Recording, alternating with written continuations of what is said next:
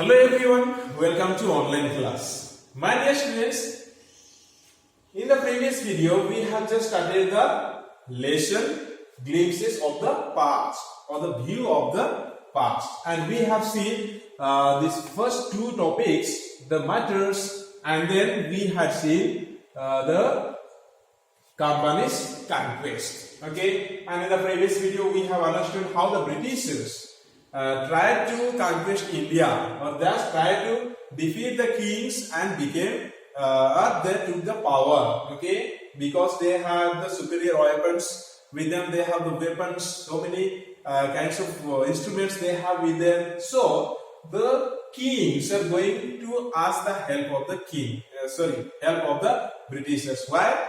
Because in those days, before the Britishers came to India, there were fights and continuous fights were there among the kings. Okay, and therefore the kings are going to ask help from the Britishers, and Britishers are helping the kings, okay, to defeat the other king. And by that way, Britishers are just interfering in the kingdom, and they are just asking some parts of the kingdom. And later on, these Britishers became powerful, and these kings became the puppet ruler. What the Britishers are telling, they are acting as according to the advices of Britishers, and that way they were just occupied. The kings were now puppet rulers, and later on, slowly, they removed the king also from the throne, and that way they just conquered the country, but they conquered our country, India. Okay, by conquering the small territories where the kings were ruling. Okay, so that is what we have seen in the last video, and we saw that some of the people are taking that positively, that Britishers had done good, या फिर Britishers ने अच्छा किया और उनको भगवान नहीं बुलाया. कुछ लोग क्या सोच रहे हैं कि ये बहुत बुरा हो रहा है कि ब्रिटिशर्स ने हमारे किंग या फिर हमारे राजाओं को अपने पावर से हटा रहे हैं और वहां पे वो अपना कब्जा कर रहे हैं. Okay, that is what we have seen in the previous video. So in this video today we are going to see British rule. Okay. In the year they conquered India. Okay, India को कब्जा कर लिया उन्होंने. कब?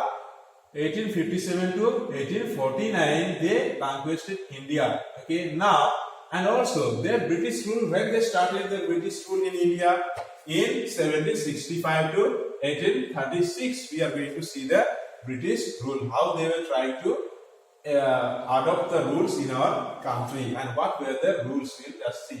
Okay, now religious leaders preached ideas like untouchability and child marriage. Okay, अभी India में क्या हो रहा था, बहुत सारे बुरे प्रैक्टिसेस बहुत जारी था वहाँ पे. ओके, या फिर बहुत बुरा प्रैक्टिसेस थे हमारे कंट्री में, जैसे कि अनटचेबिलिटी, चाइल्ड मैरिज, सती और इस प्रकार से बहुत सारे चीज थे जो कि इंसान के लिए अच्छा नहीं था. ओके, तो अभी यही सारे चीज को देखकर ब्रिटिशर्स ने क्या सोच रहे हैं कि ये इस देश में जो लोग रह रहे हैं वो किस प्रकार के लोग हैं, अनसिविलाइज्ड है. मतलब इन लोगों को क्या करना चाहिए, सिविलाइज्ड करना है. ये अनटचेबिलिटी, ये चाइल्ड मैरिज, क्या वो अच्छा है क्या लोगों के लिए? तो उन लोगों को लगा ये पूरा नेगेटिवली ब्रिटिशर्स ने ले रहे हैं और उनको बोल रहे हैं कि सभी इंडियंस को ये सारे लोग अनसिविलाइज्ड है, इनको कुछ पता नहीं है और ये अपने हिसाब से इस प्रकार की चीज कर रहे हैं जो कि इंसान के पूरी खिलाफ है. Okay, so there what is happening, some of the religious leader.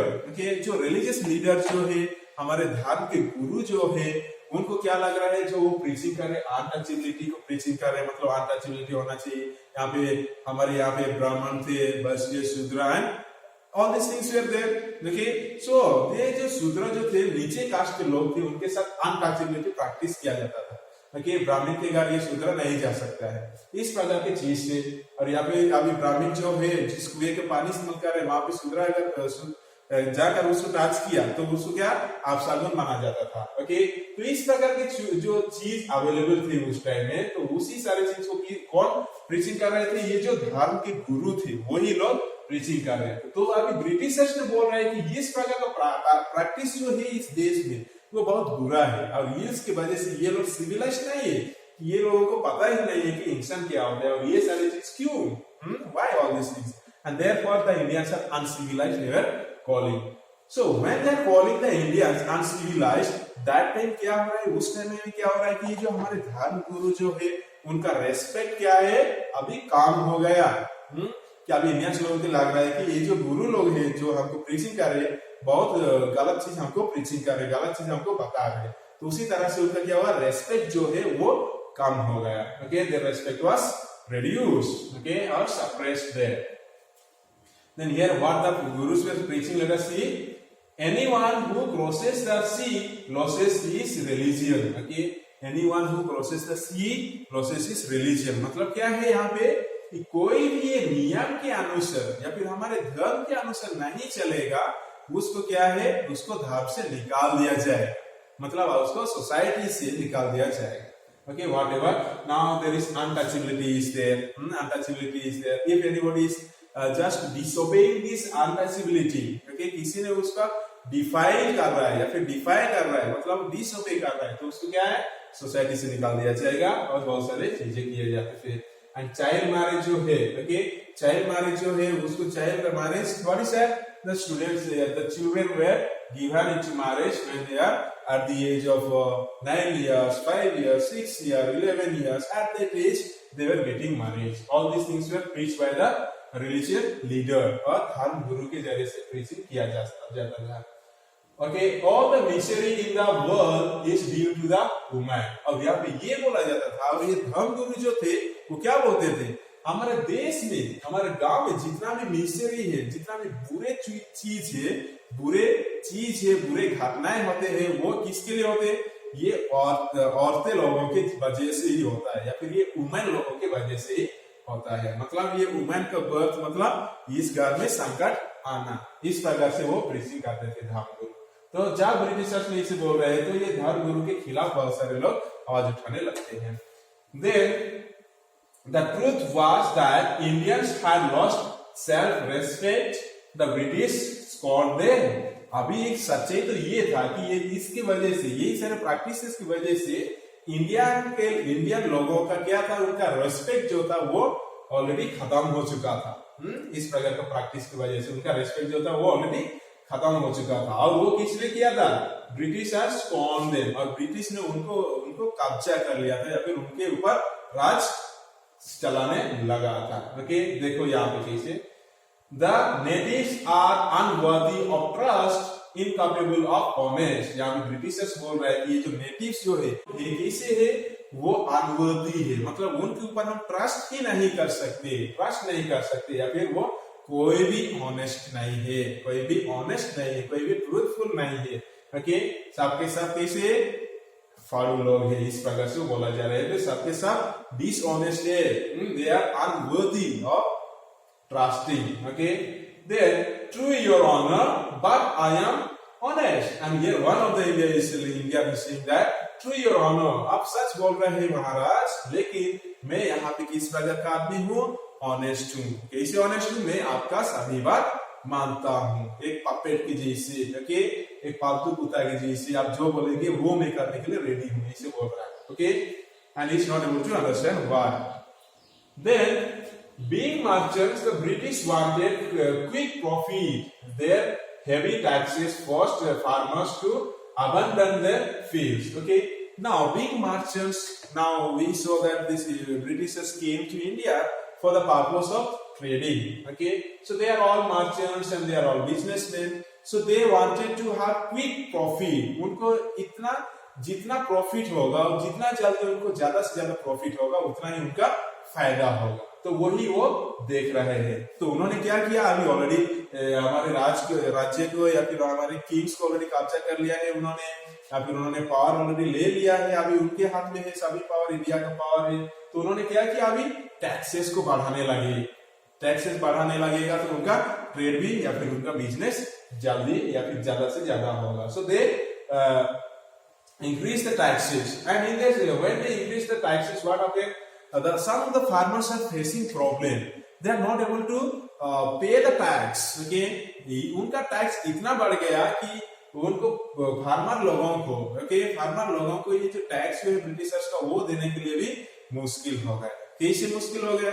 अभी देखो इस साल में उनका टैक्स देना पड़ेगा 100 रुपीज, लेकिन उनका जो फसल हो रहा है इस साल में वो उसका कीमत 100 रुपीज भी नहीं है, तो वो कितना टैक्स देंगे और कितना उनको खुद का पेट भरने के लिए रखेंगे. So that kind of problem is faced by the Indian farmers and all other things. Okay, they are not able to pay the taxes, and when they are not able to pay the taxes, their land was taken away from them. Okay, अभी वो जो farmers जो थे अगर वो tax नहीं दे पाएंगे तो ब्रिटिशर्स क्या करता था कि उनका जमीन जो था उसको कब्जा करके ले जाते थे. ओके, या फिर उनका जमीन से उनको अलग कर दिया जाता था. अभी फार्मर्स को वैसे ही छोड़ दिया जाता था. अभी फार्मर्स के पास कोई जमीन नहीं है, कुछ भी नहीं है, उनको लैंडलेस रहना पड़ता था. ओके, क्योंकि उन्होंने टैक्स नहीं भर पाए, उसके वजह से ब्रिटिशर्स ने उनका जमीन को ले लिया. Okay, but here you see, but your men are taking all my crop. Okay, here one of the farmer is telling to one of the British leader that your people or your men are taking all my crops. Okay, लेकिन क्या हो रहा है यहाँ पे, आपके लोग जो है या फिर आपके लोग ब्रिटिश के लोग जो है वो सभी के सभी फसल जो उगा हुआ है उसको लेकर जा रहे हैं. You are still in, what is that? Arias, okay, you are still in debts. If you don't pay next week, I will send you to jail. Okay, now what is that? Here we can say debt. Okay, debt means what is that? अभी तक आपका जो tax है अभी तक आपने नहीं दिया है.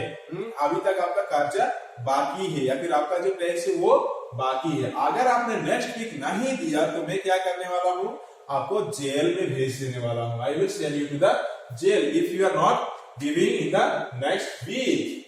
Okay, then let us see.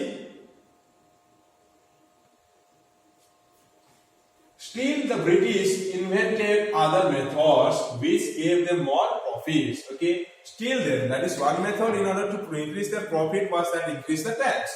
Still then, they were taking some more methods. Okay, they are just applying some more methods of getting profit. Okay, in their business. Okay, देखते हैं क्या क्या मेथड उन्होंने आजमाए.